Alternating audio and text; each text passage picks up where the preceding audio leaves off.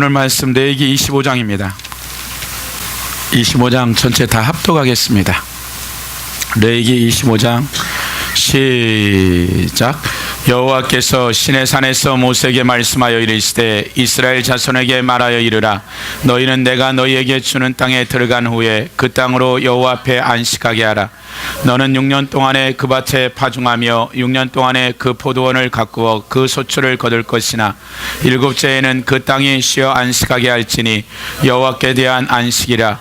너는 그 밭에 파종하거나 포도원을 가꾸지 말며 내가 거둔 후에 자란 것을 거두지 말고 가꾸지 아니한 포도나무가 맺은 열매를 거두지 말라. 이는 땅의 안식년임이라. 안식년의 수출은 너희가 먹을 것이니 너와 내 남종과 내 여종과 내 품꾼과 너와 함께 거류하는 자들과 내 가축과 내 땅에 있는 들짐승들이 다 그 수출로 먹을 것을 삼을지니라. 너는 일곱째 안식일을 계수할지니라. 이는 일곱째 달 열흘달을 숙제일이라. 너는 뿔나팔 소리를 내되 전국에서 뿔나팔을 크게 불치며 너희는 50년째를 거룩하게 하여 그 땅에 있는 모든 주민을 위하여 자유를 공포하라. 이에는 너희에게 희년이니 너희는 각각 자기의 소유지로 돌아가며 각각 자기의 가족에게 돌아갈지어다. 그 50년째에는 너희의 희년이니 너희는 파종하지 말며 스스로 난 것을 거두지 말며 가꾸지 아니한 포도원을 거두지 말라. 이는 희년이니 너희에게 거룩함이니라. 너희는 밭의 수출을 먹으리라. 이 희년에는 너희가 각각 자기의 소유지로 돌아갈지니라. 내 이웃에게 팔든지 내 이웃의 손에 사든지 너희 각 사람은 그의 형제를 속이지 말라. 그도 소출을 얻을 연수를 따라서 내게 팔 것인즉 연수가 많으면 너는 그것의 값이 많이 매기고 연수가 적으면 너는 그것의 값을 적게 매길지니 곧 그가 수출의 다소를 따라 내게 팔 것이라. 너희 각 사람은 자기 이웃을 속이지 말고 내 하나님을 경외하라. 나는 너희 하나님 여호와니라. 너희는 내 규례를 행하며 내 법도를 지켜 행하라. 그리하면 너희가 그 땅에 안전하게 거주할 것이라. 땅은 그것의 열매를 내리니 너희가 배불리 먹고 거기에 안전하게 거주하리라. 만일 너희가 말하기를 우리가 만일 일곱째에 심지도 못하고 수출을 거두지도 못하면 우리가 무엇을 먹으려 하겠으나 내가 명령하여 여섯째 해에 내 복을 너희에게 주어 그 소출에 3년 동안 쓰게 족하게 하리라. 너희가 여덟째에는 파종하려니와 묵은 소출을 먹을 것이며 아홉째에 그 땅에 소출이 들어오기까지 너희는 묵은 것을 먹으리라. 토지를 영구히 팔지 말 것은 토지는 다 내 것입니다. 너희는 거류민이요 동거하는 자로서 나와 함께 있느니라. 너희 기업에 온 땅에서 그 토지에 무르기를 허락할지니 만일 내 형제가 가난하여 그의 기업 중에서 얼마를 팔았으면 그에게 가까운 기업 물을 자가 와서 그 형제가 팔 것을 물을 것. 만일 그것을 물을 사람이 없고 자기가 부유하게 되어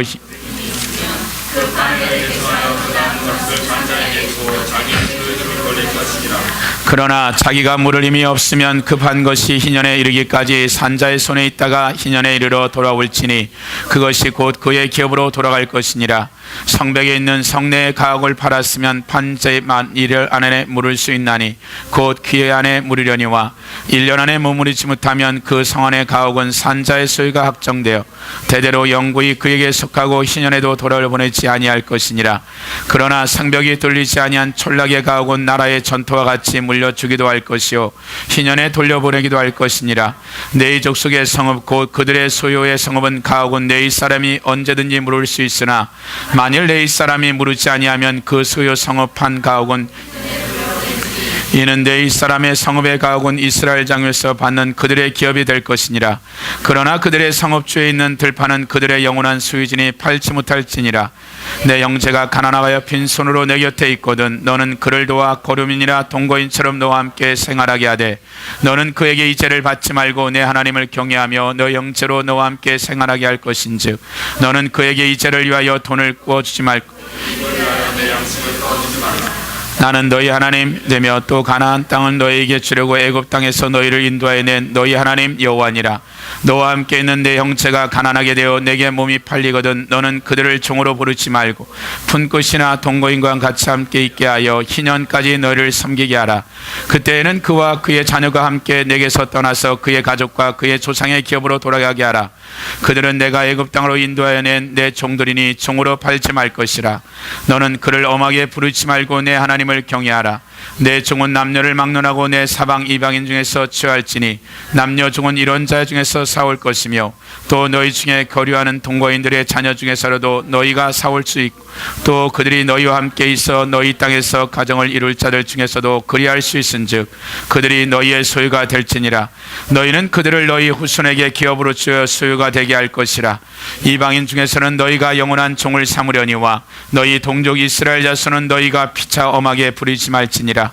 만일 너와 함께 있는 거류민이나 동거인은 부유하게 되고 그와 함께 있는 내 형제는 가난하게 되므로 그가 너와 함께 있는 거류민이나 동거인 또는 거류민의 가족의 후손에게 팔리며 그가 팔린 후에 그에게는 속량받을 권리가 있나니 그의 형제 중 하나가 그를 속량하거나 또는 그의 삼촌이나 그의 삼촌의 아들이 그를 속량하거나 그의 가족 중 그의 살뿌리를 중에서 그를 속량할 것이요 그가 부유하게 되면 스스로 속량하되 자기 몸이 팔린 해로부터 희년까지 그를 산자와 재산하여 그 연수를 따라서 그 몸값을 정할 때 그 사람을 섬긴 날을 그 사람에게 고용된 날로 여길 것이라.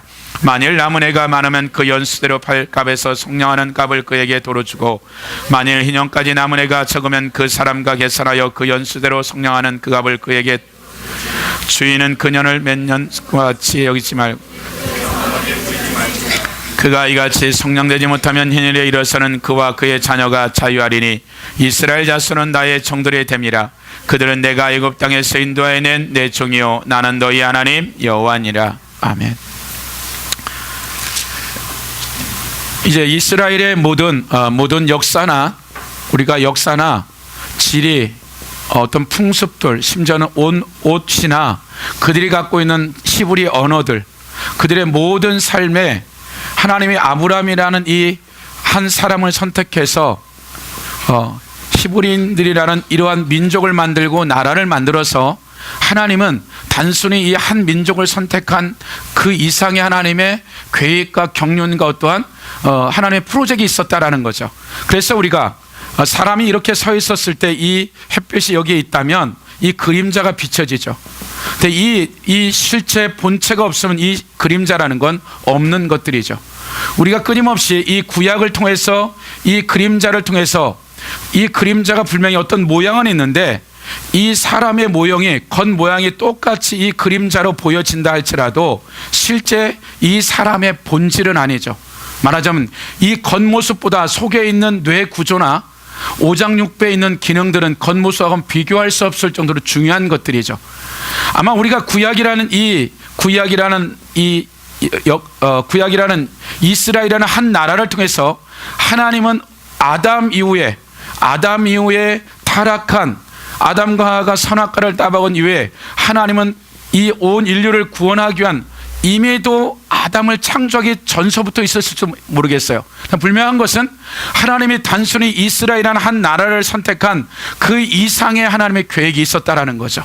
그래서 이 이스라엘을 선택해서 하나님이 장차올 영원한 하나님 나라가 무엇인지에 대한 모양은 좀 알겠는데 구체적인 것들은 이 그림자를 통해서 알 수 없는 것들이죠.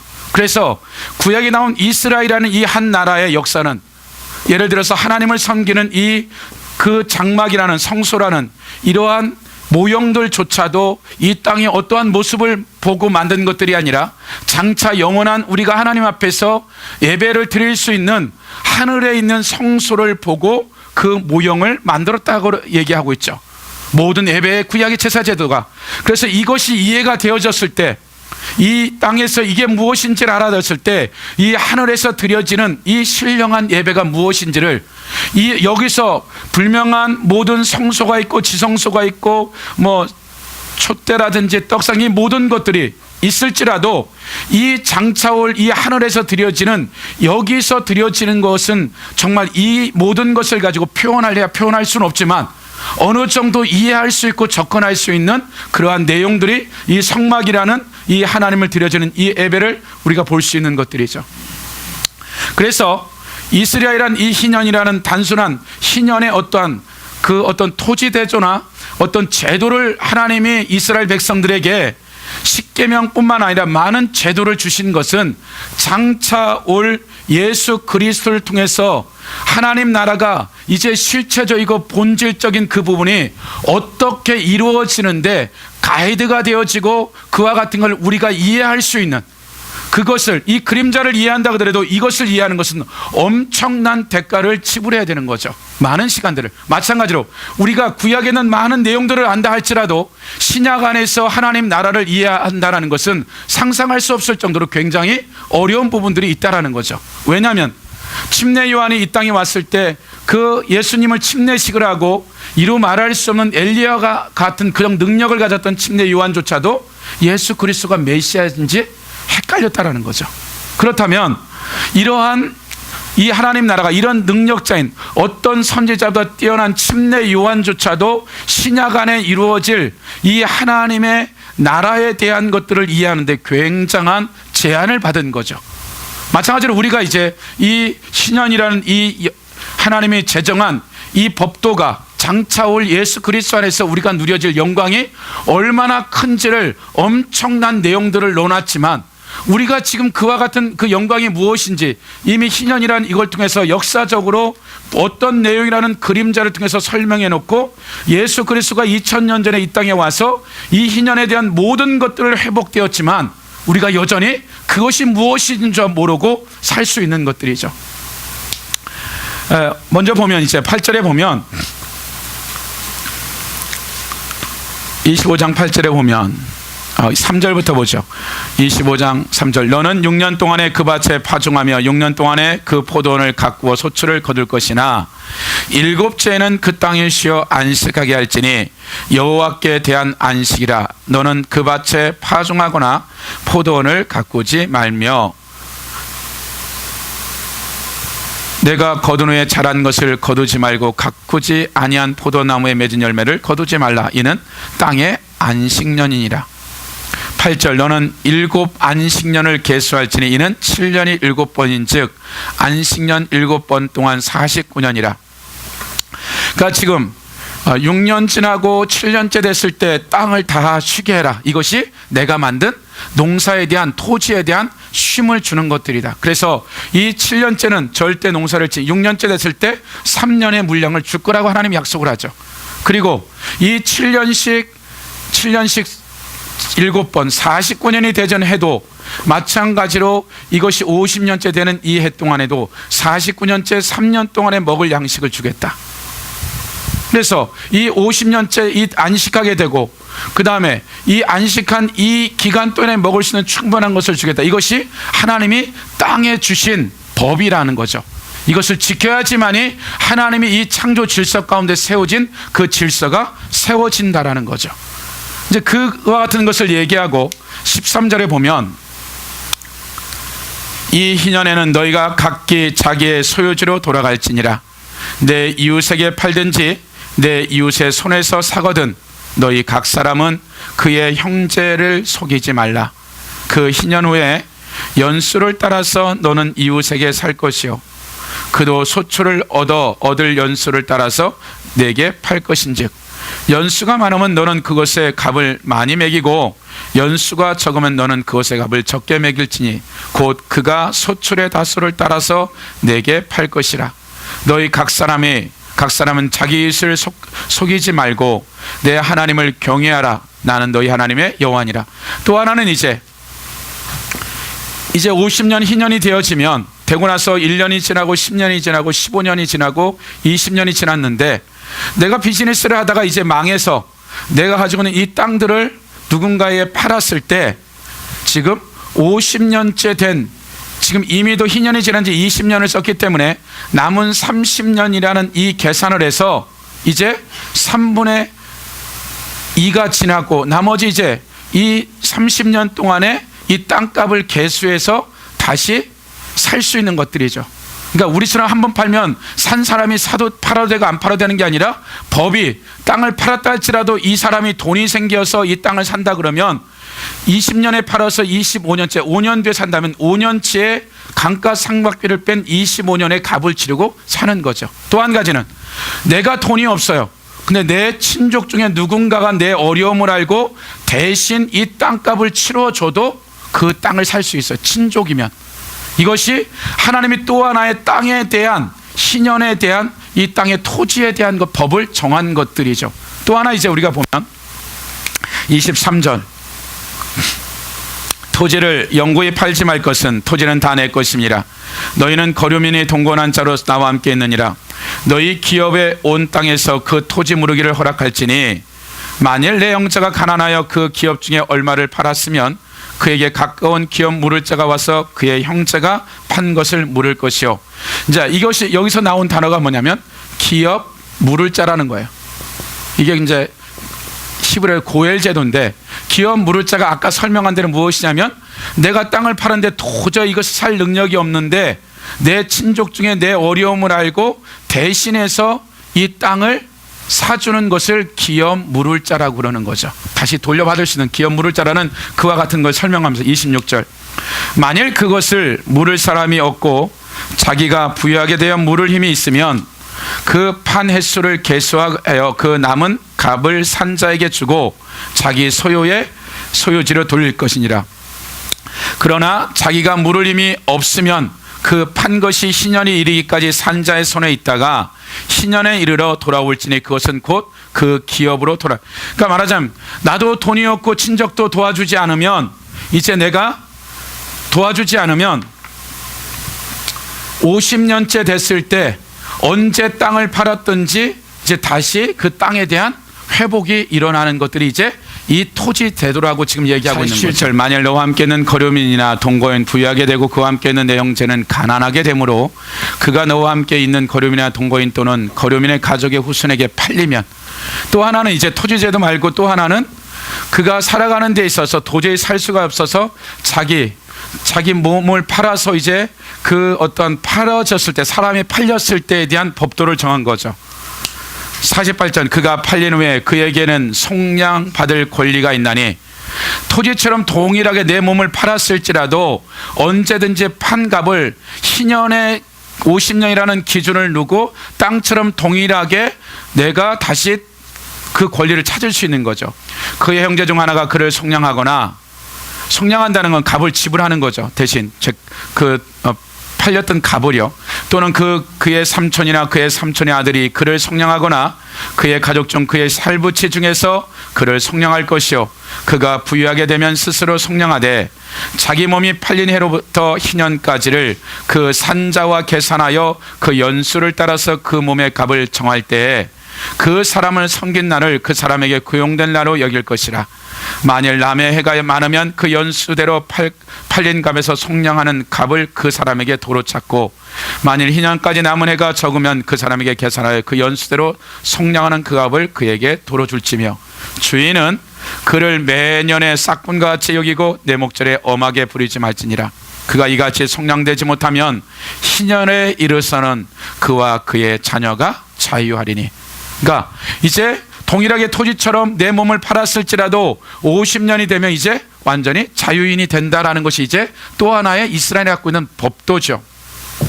이사야서 60장으로 가볼까요? 주 여호와의 영이 내게 내리셨으니 이는 여호와께서 내게 기름을 부으사 가난한 자에게 아름다운 소식을 전하게 하려 하십니다.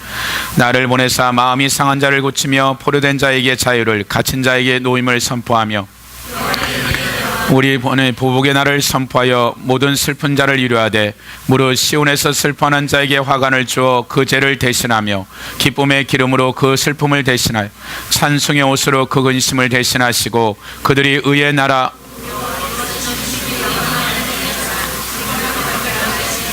예. 1절에 보면 주 여호와의 영이 내게 내리셨으니 이는 여호와께서 기름을 부으사 가난한 자에게 아름다운 소식을 전하게 하려 하십니다. 나를 보내사 마음이 상한 자를 고치며 포로된 자에게 자유를, 갇힌 자에게 노임을 선포하며, 이전에 보면 여호와의 은혜해와 우리 하나님의 보복의 날을 선포하여 모든 슬픈 자를, 그러니까 여호와의 은혜해, 이 말은 우리가 방금 보았던 레위기 26장에 나온 25장에 나온 희년에 대한 표현을 여호와의 은혜해, 주의 은혜해라고 이렇게 표현을 하죠. 말하자면 지금 이사야서 61장에서 나온 이 내용들은 지금 바벨론 이 포로에서 그들이 다시 고레스라는 칙령에 의해서 바벨론 70년 포로를 마치고 그들이 이제 돌아온 이 모든 여정에 대한 표현들을 지금 이 희년이라고 표현한 거죠. 포로의 70년, 말하자면 50년의 그런 어떤 포로가 된 것이 아니라 그들의 삶의 죄악으로 말미암아 하나님의 징계를 통한 심판을 통한 하나님의 징계를 받으시고 그들이 다시 하나님의 땅으로 돌아왔던 이와 같은 이런 종교적인 신앙적 자유를, 정치적인 회복은 되지 않았지만 하나님의 은혜 가운데 그들의 신앙을 회복할 수 있는 그러한 회복에 대한 표현들을 지금 이사야 선지자는 바벨론 포로에서 돌아오는 이 모든 여정들을 지금 이사야 선지자는 주의 여호와의 은혜해와 우리 하나님의 보복의 날을 선포하여 모든 슬픈 자를 위로했다. 말하자면 내 땅이 다 팔리고 내가 노예가 되어지는 이런 가운데 이것이 다시 회복되듯이 우리의 인생이 포로가 되어지고 처절할 정도의 비참한 삶에서 하나님의 은혜 가운데 이러한 회복에 대한 표현들을 지금 그 구약에 레위기에 나와 있는 희년을 가지고 지금 이와만큼 바벨론 포로에서 돌아온 날을 그렇게 희년으로서 즐거운 날로서 지금 이사야 선지자는 표현한 거죠. 3절 무릇 시온에서 슬퍼하는 자에게 화관을 주어 그의 죄를 대신 기쁨의 기름으로 그의 슬픔을 대신하여 찬송의 옷으로 그의 근심을 대신하시고 그들의 의의 나무 곧 여호와께서 심으신 영광을 나타낼 자라 일컬음을 받게 하려 하심이라. 그러니까 지금 회복에 대한 이와 같은 메시지를 이제 이사야가 준 거죠. 우리가 이제 보았던 누가복음 4장 보죠. 16절로 19절 시작.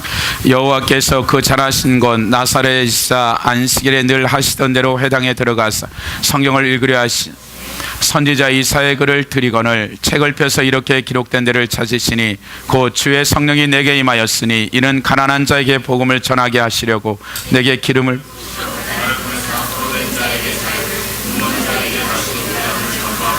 눌린 자를 자유케 하고 주의 은혜를 전파하게 하려 하심이라 하였더라.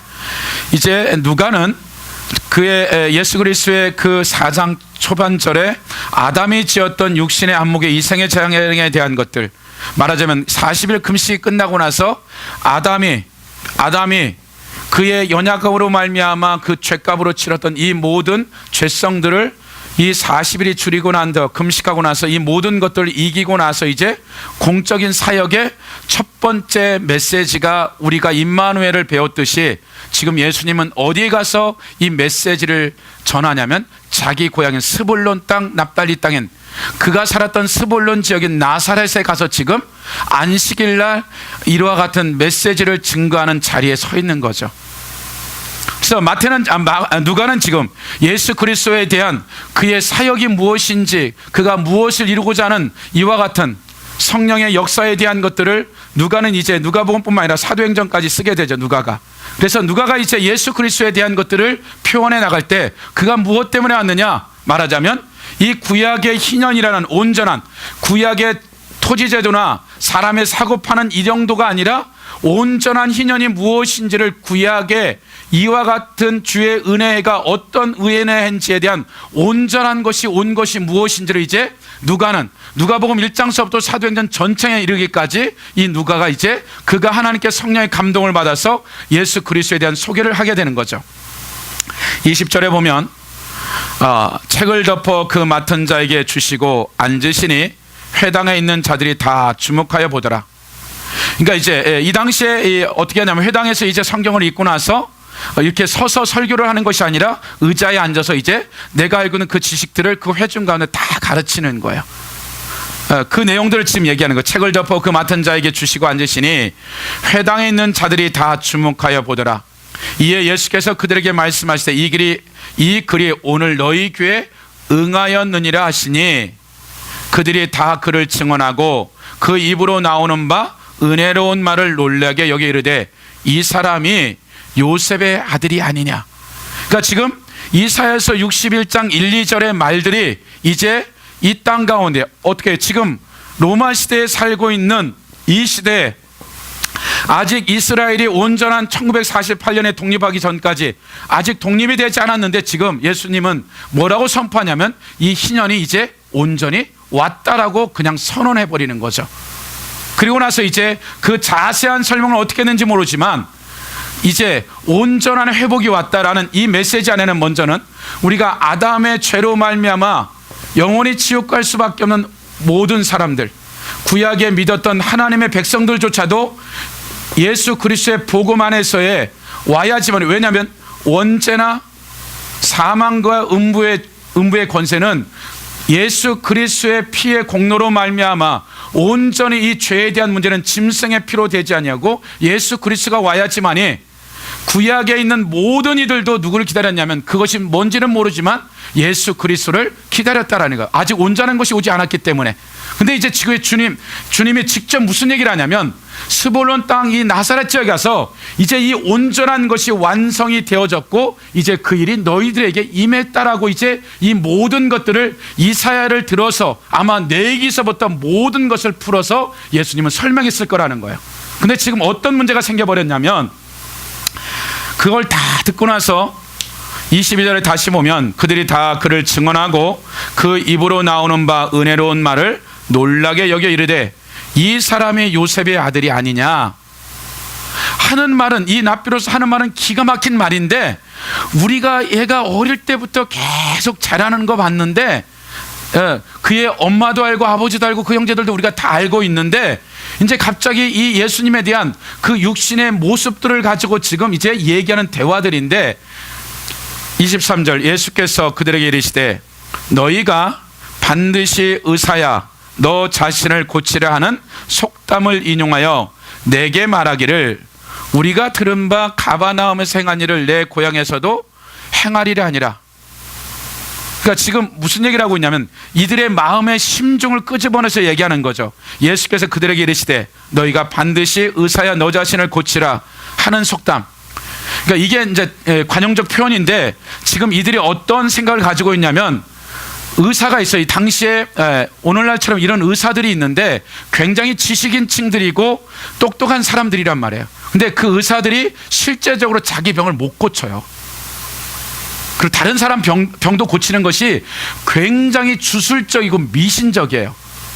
그러니까 예를 들어서 노마 시대 때도 치료의 어떤 그런 그 아스칼파우스라는 어떤 신전이 있는데, 그거는 치료하는 신이야. 우상이죠.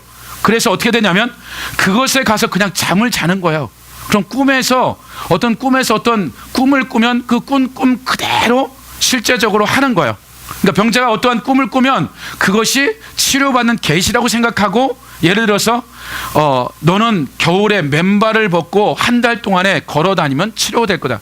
그러니까 우리가 상상할 수 없는 이상한 법을 가지고 치료를 하는데 치료가 되겠냐는 거. 안 되죠.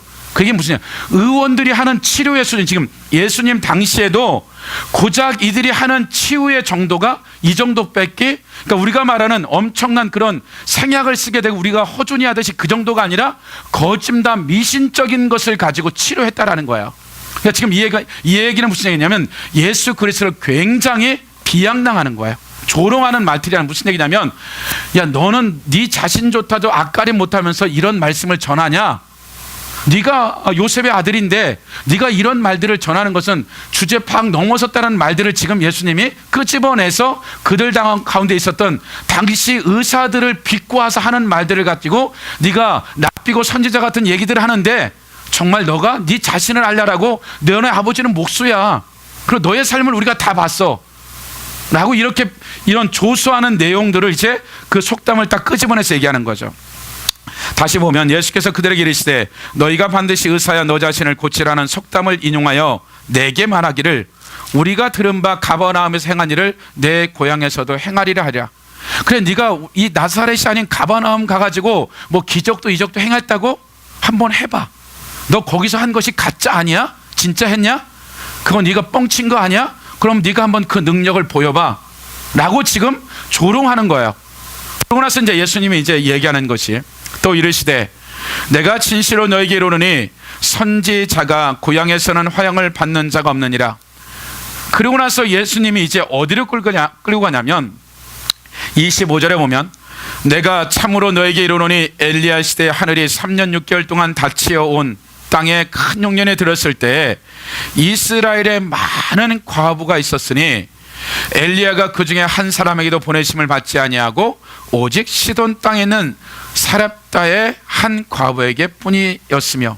첫 번째 인용한 구절이 열왕기상 17장에 열왕기상 17장으로 가볼까요? 여호와의 말씀이 엘리야에게 임하여 이르시되 너는 일어나 시돈 땅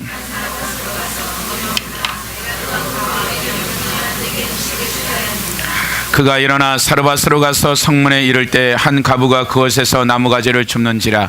이에 불러 이르되 청하건대 그릇의 물을 조금 가져다가 내게 마시게 하라. 그가 가지러 갈 때 엘리야가 그를 불러 이르되 청하건대 내 손에 떡 한 조각을 내게로 가져오라. 그가 이르되 당신의 하나님 여호와께서 살아계심을 두고 맹세하노니 나는 떡이 없고 다만 통에 가루 한 군과 병에 기름뿐이라. 내가 나무가지를 주워다가 나와서 내 아들을 위하여 음식을 만들어 먹고 그의 엘리야가 그에게 이르되 두려워하지 말고 가서 내 말대로 하려니와 먼저 그것으로 나를 위하여 작은 떡 한 개를 만들어 내게 가져오고 그 후에 너와 내 아들을 위하여 만들라. 이스라엘 하나님 여호와의 말씀이 나 여호와가 비를 지면에 내리는 날까지 그 통에 가루가 떨어지지 아니하고 그 병에 기름이 없어지지 아니하리라 하셨느니라. 그가 가서 엘리야의 말대로 하였더니 그와 엘리야와 그의 식구가 여러 날 먹었으나 여호와께서 엘리야를 통하여 하신 말씀같이 통에 가루가 떨어지지 아니하고 병에 기름이 1절에 보면 길리앗에 우가는 자 중에 디셉 사람 엘리야가 아합에게 말하되 내가 섬기는 이스라엘 하나님 여호와께 살아계심을 두고 맹세하노니 내 말이 없으면 수년 동안에 비도 이슬도 있지 아니하리라 하니라. 여호와의 말씀이 엘리야에게 임하여 이르시되 너는 여기서 떠나 동쪽으로 가서 요단 앞 그리 시내가에 숨고 그 시냇물을 마시라. 내가 까마귀들에게 명령하여 거기서 너를 먹이게 하리라. 그가 여호와의 말씀과 같이 하여 곧 가서 요단 앞 그리 시냇가에 머물며 까마귀들이 아침에 떡과 고기 저녁에는 떡과 고기를 가져왔고 그 시냇물을 마셨으나 땅에 비가 내리지 아니하므로 얼마 후에 그 시내가 마르니라. 그러니까 지금 하나님이 이 가장 이스라엘 땅에 아합이라는 악한 왕이 너무나 죄악을 지니까 하나님이 3년 6개월 동안에 이슬까지도 하나님이 이제 징계를 하신 거죠. 3년 6개월. 그래서 이제 이 엘리야가 먹어야 될 일들을 처음엔 그리 시냇가에서 날짐승이 먹을 것을 갖다 가지고 그래서 물이 떨어지니까 이제 그 두 번째로 간 것이 뭐냐면 지금 사르밧 과부라는 이한테 간 거죠. 사르밧 과부가 누구냐면 지금 아합의 아내 이세벨이죠. 악하기도 악한 이세벨. 지금 이세벨의 고향인 이곳에 지금 누구냐면 사르밧 과부가 사는 데가 지금 이방인 이와 같은 이세벨의 고향이 사르밧 과부인 거죠. 그러니까 말하자면 이런 엘리야가 있는데 이스라엘 땅에는 많은 과부들이 있는데 어떠한 사람도 이 선지자를 섬길 만한 한 사람도 하나님의 사람이 없기에 이방 땅인 그 악하고 악한 이세벨의 땅에 있는 이 가난하고 가난한 하루 끼니 먹고 이제 굶어 죽을 작정을 했던 이 사르밧이란 이 과부에게 엘리야를 보낸 거죠. 보면 8절 여호와의 말씀이 엘리야에게 임하여 이르시되 너는 일어나 시돈에 속한 사르밧으로 가서 거기 머물라. 내가 그것 과부에게 명령하여 내게 음식을 주게 하였느니라. 그가 일어나 사르밧으로 가서 성문에 이를 때 한 과부가 그곳에서 나무가지를 줍는지라. 이에 불러 이르되 청하건대 그릇 물을 조금 가져다가 내게 마시게 하라.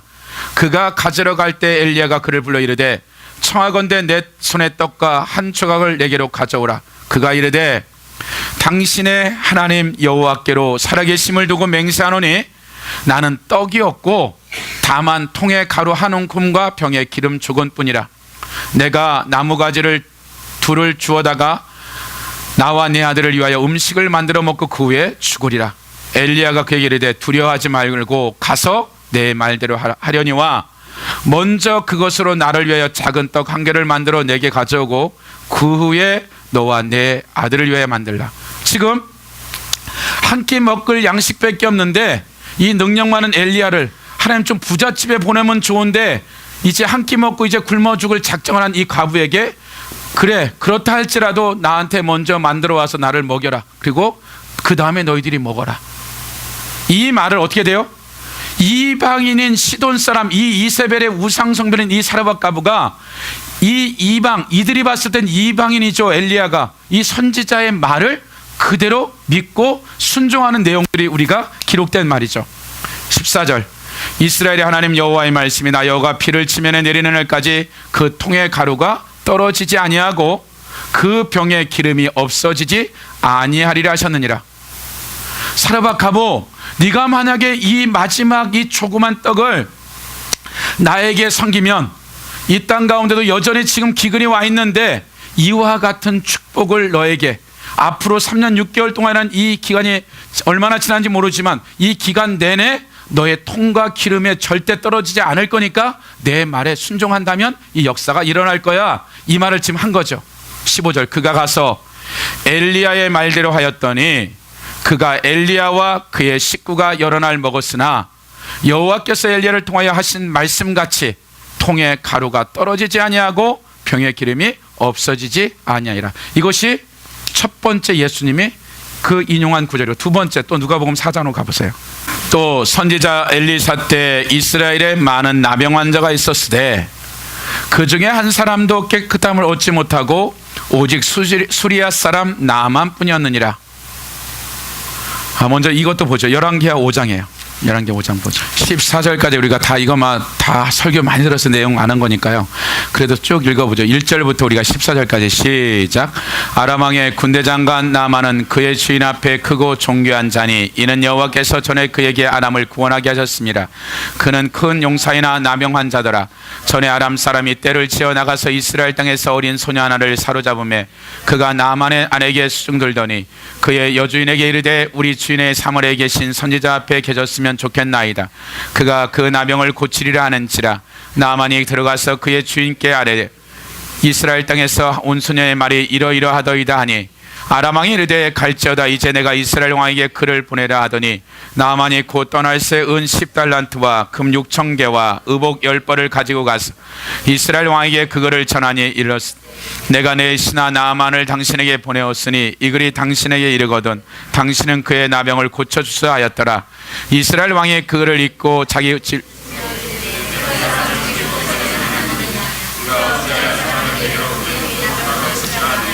너희는 깊이 생각하고 저 왕이 틈을 타서 나와 더불어 시비하려 함을 줄 알라 하니라.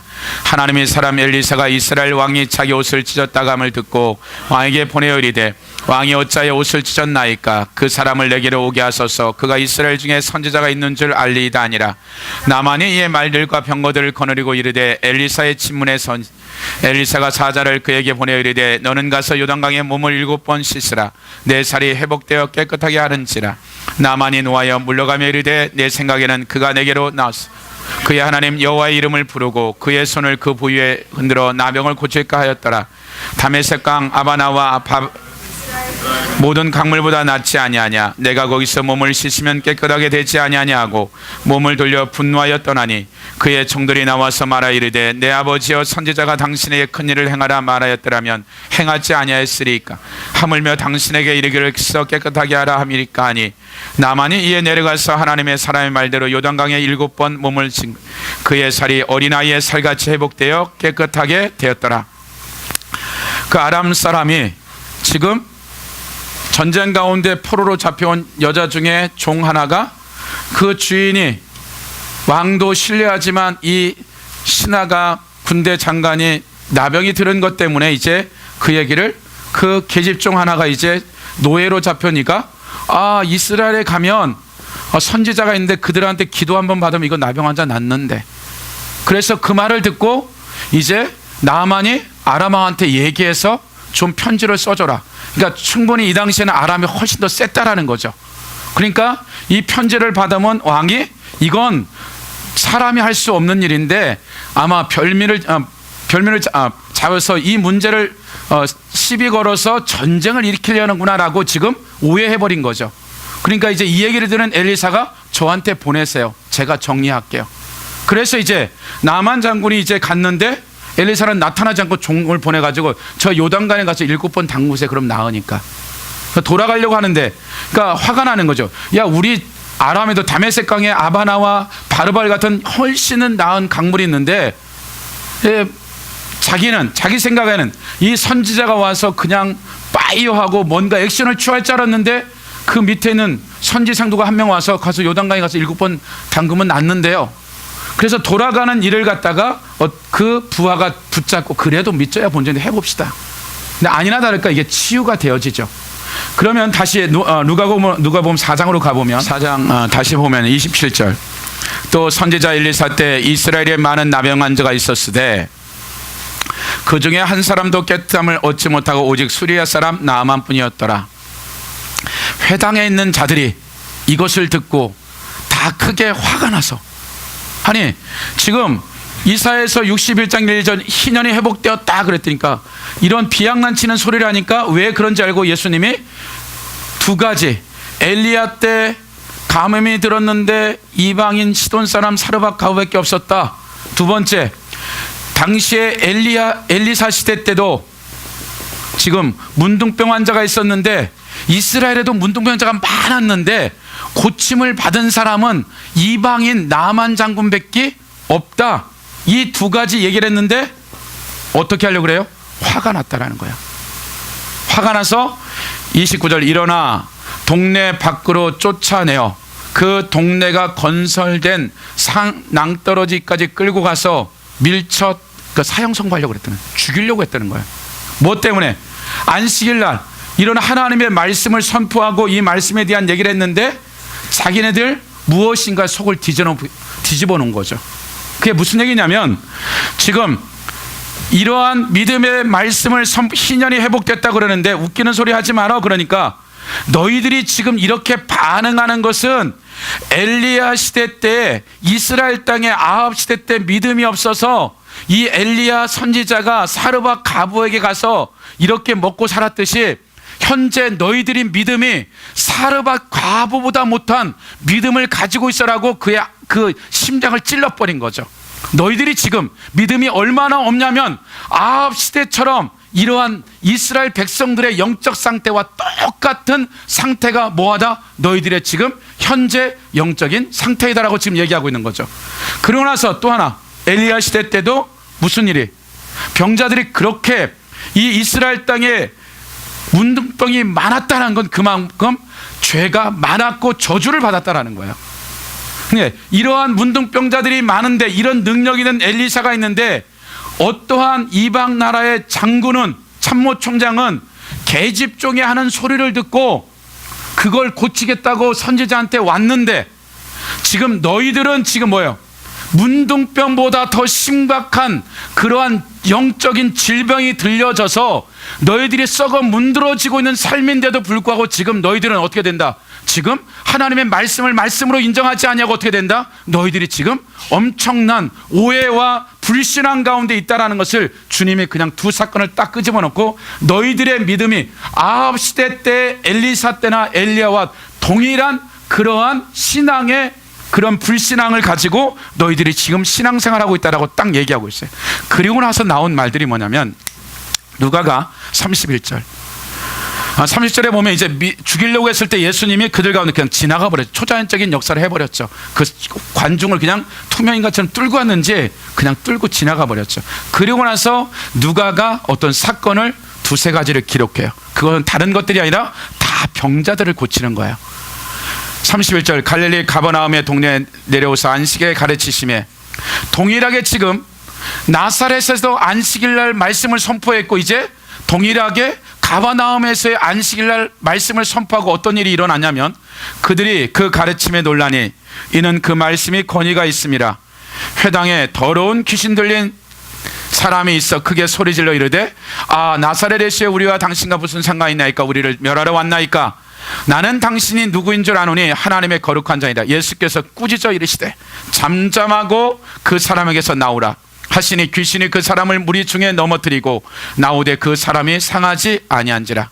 다 놀라 서로 말하여 이르되 이 어떠한 말씀이고 권위와 능력으로 더러운 귀신을 명함에 나가는도다 하더라. 이에 예수의 소문이 그 근처의 사회, 이제 동일한 나사렛 고향에서 메시지를 전했는데 다 거역하고 불신앙 가운데 아무런 이적이 일어나지 않았는데 동일한 안식일날 가버나움에서 이적과 기적이라는데 귀신이 축사되어지는 이러한 초자연적인 일이 일어났고 그 다음에 38절 예수께서 일어나 회당에서 나가사 시몬의 집에 들어가시니 시몬의 장모가 중한 열병을 앓고 있는지라.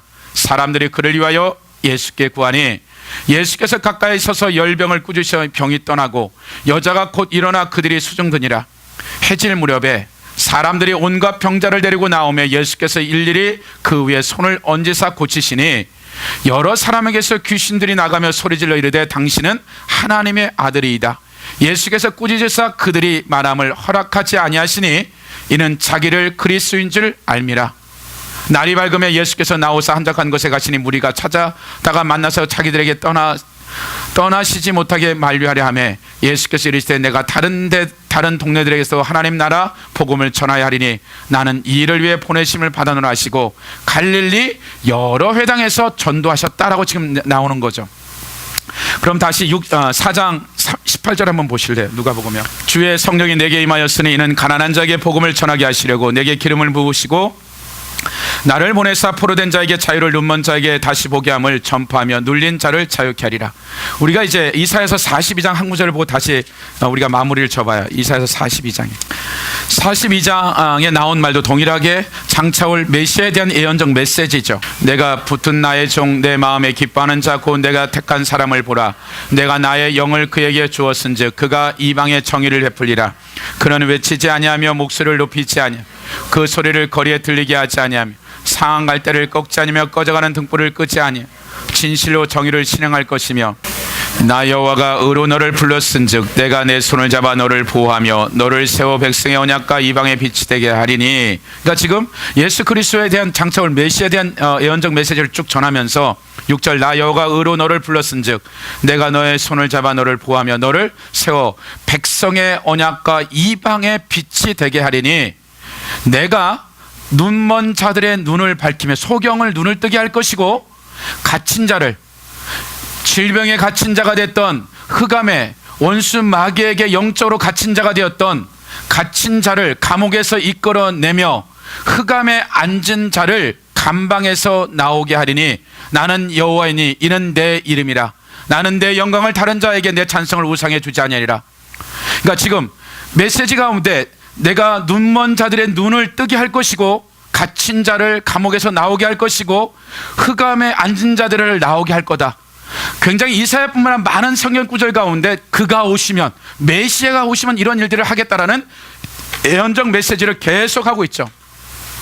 그러면 지금 예수님이 희년이라는 이와 같은 얘기를 하고 나서, 희년에 대한 얘기를 하고 나서 지금 자기 고향인 나사렛에서는 이런 엄청난 희년이라는 이 메시지를 예루살렘이나 베들레헴이 아닌 이방에 낳고 이 버림받은 자기가 살았던 이 30년 동안의 이들의 삶에 대한 온전한 이제 하나님의 나라의 회복에 대한 이 희년에 대한 메시지를 증거했는데 그 메시지의 반응은 다 불신앙이었어요. 그리고 도리어 그 예수 그리스도를 돌로 그냥 밀어서 죽이려는 사형 선고까지 하는 이런 상황들을 지금 보여준 거죠. 그리고 나서 예수님이 엘리야나 엘리사에 대한 이 사건을 끄집어낸 이 본질적인 이유는 현재 이들의 믿음의 상태가 얼마나 지금 타락했고 불신앙 가운데 있었는지에 대한 것을 보여주고 난 다음에 지금 엘리야에 대한 얘기도 하고 있고, 지금 이 초자연적인 하나님의 역사들이 까마귀를 통해서 모이게 되고 우리가 보지 않았지만 사르밧 과부의 아들이 곧바로 죽게 돼요. 그 죽은 자를 실제적으로 엘리야가 살려요. 그 뒤에 보지 않았지만. 그 다음 엘리사가 지금 가서 지금 이와 같은 그의 삶의 문둥병자를 고쳐주는 이런 일들을 이렇게 세팅해 놓고 곧바로 예수님이 그 다음에 간 안식일에 일어난 귀신에게 잡혀진 축사를 하게 되고 베드로의 장모 열병을 고치게 되어지고 많은 병자들을 고치는 나열들을 쭉 지금 누가는 하고 있어요. 누가는 의사였어요. 그러니까 의사가 얼마나 그 당시에 실력이 없었는지 그 정도가 그냥 그렇게 하는 거예요. 그러니까 무지막지할 정도, 그러니까 거짓 병자들이 안 낫는 거죠, 처방 자체가. 근데 지금 예수 그리스도가 와서는 어떻게 돼요? 그가 와서 희년이라는 이 모든 것들을 선포할 때 엘리야나 엘리사가 했던 이 모든 것들을 즉각적으로 다는 이들처럼 주술을 쓴 것도 아니고 그 신전에 가서 누워서 꿈을 꿔서 그렇게 하면 낫는다는 처방을 한 것도 아니고 그 즉시 그 자리에서 하나님의 놀라운 역사들이 일어나는 장면들을 누가는 지금 그대로 기록하고 있는 것들이죠. 그 얘기는 이 희년이 이제 즉각적으로 이 예수 그리스도를 통해서 온전한 희년, 온전한 회복에 대한 부분들을, 영적인 거, 질병적인 문제, 축사, 이 마귀의 귀신에게 쓰인 것은 영적인 문제란 말이에요. 영적, 혼적, 육적인 이 모든 것들을 지금 어떻게 됐다? 해결할 수 있는 그분이 오셨다라는 것을 누가는 지금 어떻게 돼요? 동일하게 얘기하고 있는 것들이, 희년에 대한 온전한 회복, 소경이, 감옥 갇혀있는 자들, 눈먼 자들, 원수에게 묶여서 어찌할 바를 모르는 이들의 인생, 중풍병절, 심지어는 문둥병으로 죽을 수밖에 없는 이들을 예수 그리스도가 와서 공생의 기간 동안 상상할 수 없는 영적, 혼적, 육적인 모든 것들을 예수 그리스도가 와서 회복을 시키기 시작하죠. 축사 사역이나 많은 초자연적인 문제는 단순히 이적과 기적에 포커스를 맞춘 것이 아니라 그가 누구다? 온 인류를 회복하기 위한 그 희년을 증명하기 위해서 증표로 주신 것이지, 그 병자가 낫는 그 자체, 그 개인한테는 이루 말할 수 없는 영광이고 축복이지만, 실제적으로 그것은 뭐다? 그 병의 치료됨을 보고 무엇이다? 그가 메시아를 설명하기 위해서 신약 성경에 나오는 예수님의 공생에 치유 사역이나 엄청난 역사들은 하나같이 뭐다? 그가 오셨다라는 거예요. 메시아에 대한 설명을 증명하기 위해서 구약에 나온 갇힌 자, 소경, 얽매인 자들을 자유케 한다는 이것이 이전에 이렇게 된 적이 없었다라는 거예요. 근데 즉각적으로 이런 일들이 벌어진다면 그가 누구다? 메시아다라는 거죠. 그럼 우리가 다시 이제 저나 여러분들의 관점으로 가보면, 2000년 전에 십자가에서 온전한 희년이 회복되었죠. 이 회복은 2000년 전에 예수 그리스도가 회복된 이 희년은 이스라엘이나 이방인 모두에게 이와 같은 복음의 엄청난 희년을 준 거죠. 아마 저희들에게 하나님 앞에서 우리가 주일날 설교나 어떠한 개인의 성경 있는 것들이 단순히 그것이 성경이 이상으로 하나님이 주신 어떤 교회나 개인이나 가정에 대한 애언적 메시지인 경우가 대다수죠.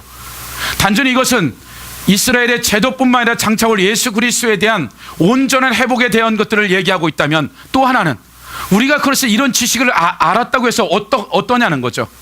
그것이 나와 내 가정과 교회가 이 희년이라는 이런 예수 그리스도가 이렇게 누가복음 4절의 메시지가 이런 뜻이야, 그것이 내가 감사가 되고 은혜가 되는데, 그 다음에는 근데 그것이 나하고 무슨 상관이 있냐는 거죠.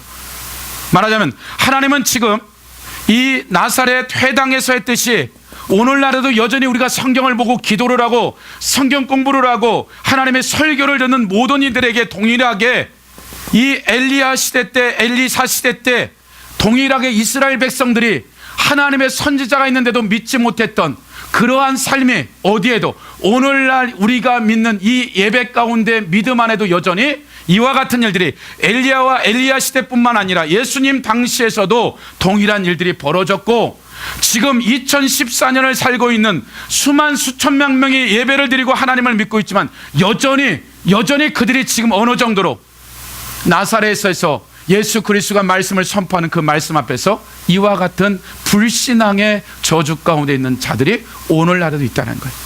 동일한 거예요. 하나님이 임마누엘이라는 하나님이 오셨는데 그것이 우리에게 심판으로서 오신 하나님이냐, 아니면 정말 하나님이 나의 한가하고 어떤 문제든 해결할 수 있는 그런 하나님 돕는 하나님, 적대적 관계냐 우리 편이냐. 그러면 이 희년은 하나님이 이미 우리에게 회복되라고 이미 2000년 전에 주었기 때문에 우리가 어떤 방향으로 나가든 하나님 앞에 어제까지 오늘 아침까지 어떤 삶을 살았든지 주 예수 그리스도의 십자가의 피의 공로를 의지해서 하나님, 내가 이제까지 살아왔던 삶을 주님 앞에 돌이키고 내 남은 생활을 주님 뜻대로 살겠다는 이 결단 앞에서 하나님은 이 희년은 여전히 다시 우리에게 오는 것들이죠. 그리고 이미도 내가 주님 앞에 잘 가고 있는 이 여정들의 여정 안에 있다면 하나님은 나에게 이 희년의 축복이, 영적, 혼적, 육적인 축복이 얼마나 큰지를 매일 매주마다 내가 내 삶의 순간순간들마다 이러한 희년의 축복들이 내가 볼 수 있고 만질 수 있고 느낄 수 있고 맛볼 수 있을 정도의 그와 같은 일들이 실제적으로 우리 삶 가운데 오고 있다는 거죠.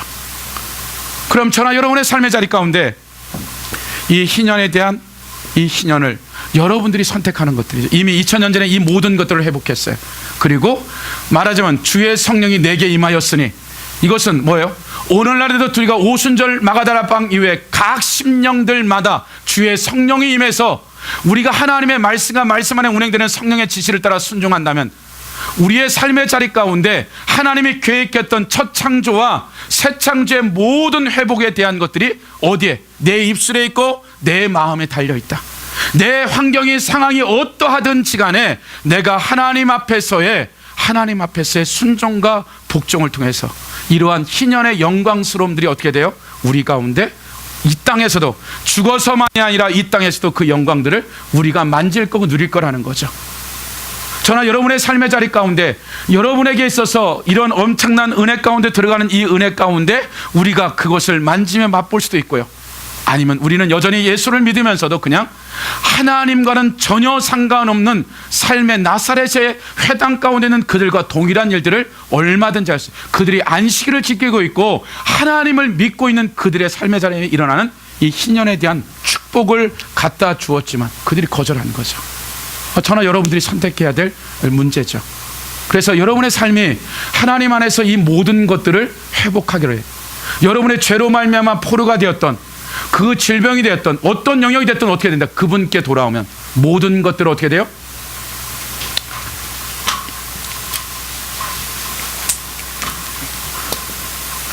(50년에서) 이제 50년 원년으로 시작되면 30년 지났을 때, 20년 남았을 때 내가 그 대가를 지불하든지 친족이 지불하면 되는 거죠.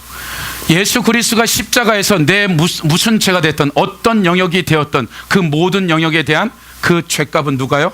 예수 그리스도가 언제든지, 내가 오늘 아침까지라도 그 죄악 가운데 있었던 그것까지도 이미도 십자가에서 모든 죄값을 치르신 그분이 계산이 끝난 거. 누가? 내가 하나님 앞에서의 나아가기만 한다면, 하나님 살려주세요, 하나님 내 연약한 거 부족한 거 어찌할 바를 모르는 내가 주님을 믿으면서 이런 죄성 가운데 들어왔던 이 부분들을 하나님 내가 돌이키길 원하고 주의 십자가의 공로로 말미암아 회복되길 원한다는 이 말 한마디에 이전에 모든 사람들이 살인자요 간음자요 도둑놈이라고 할지라도 주님은 이 시간부로 이를 볼 때 이 모든 죄성은 다 포맷돼 버린 거예요. 깨끗이 지워지고 예수 그리스도의 그 피의 공로로 말미암아 구원받은 예수 그리스도의 그 영광을 통해서 우리들을 보기 시작하죠. 이전에 지었던 죄의 문제가 아니라 이것이 예수 그리스도에 회개하고 들이켜지면 우리를 보는 것이 아니라 보는 그 입장은 예수 그리스도의 보혈이라는 이 필터를 통해서 예수 그리스도의 거룩함을 통해서 우리를 이전에 어떤 삶을 살았던 그 하나님의 희년이라는 이 영광 가운데 그 즉각적으로 그 영광들과 은혜들과 생명들이 우리 안에 이제 공급되어지는 거죠. 그리고 우리가 그 시간부터 대가를 지불해 가면서 우리가 하나님께 순종해 나간다면 우리가 느껴지는 것이 작을지라도 시간이 지나지면 이 씨앗이 이 안에 꽃이 있는지 열매가 있는지 알 수 없지만 이 생명이 있다는 것은 그 생명의 씨앗 안에서 자라듯이 우리가 그 희년이 부분적이고 정말 작은 것인지는 모르지만 시간이 지나고 하나님의 말씀대로 순종한다면 우리가 그 영광을 죽어서만이 아니라 이 땅에서 그 영광이 얼마나 큰지를 우리가 접촉할 수 있다는 거예요. 그래서 저나 여러분들이 교회가 이 메시지를 주는 것들은 아마도 우리가 이 부분에 대해 하나님이 회복하길 원하는 거죠. 그 원수가 노리는 것은 너는 그거밖에 되지 않아, 본래 너는 그 모양 그 꼴이야, 너는 나이가 많고 너는 실력도 아니요. 주님은 우리에게 능력을 주는 것이 아니라 우리가 찬양한 대로 그분이 내 반석 되시고 피난처 되시고 그분이 나의 모든 것이에요. 그래서 우리가 저나 여러분의 삶의 자리 가운데 하나님이 이미도 이 희년을 회복해서 우리가 이 희년의 모든 것들을 되찾아오길 원해요. 그래서 그 영광들 가운데 저나 여러분들이 들어가는 한 주가 되시길 예수 그리스도는 축복합니다.